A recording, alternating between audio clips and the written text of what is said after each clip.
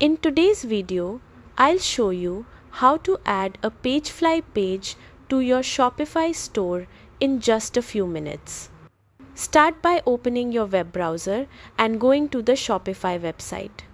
Log into your Shopify account using your credentials. Make sure the PageFly app is installed in your store. If it's not installed yet, you can add it from the Shopify App Store. Once PageFly is installed, open the PageFly app to access the dashboard. From the dashboard, click on Pages and choose the option to create a new page. You can start with a blank page or select one of the ready-made templates depending on your preference.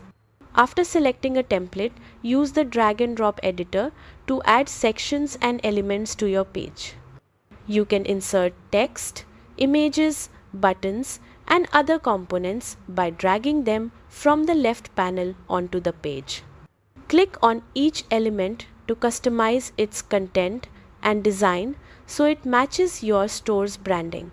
Adjust fonts, colors, spacing, and images until you are happy with the layout.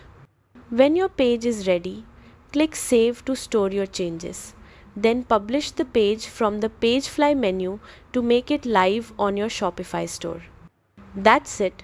You've successfully added a PageFly page to your Shopify store and it's now ready for customers to view.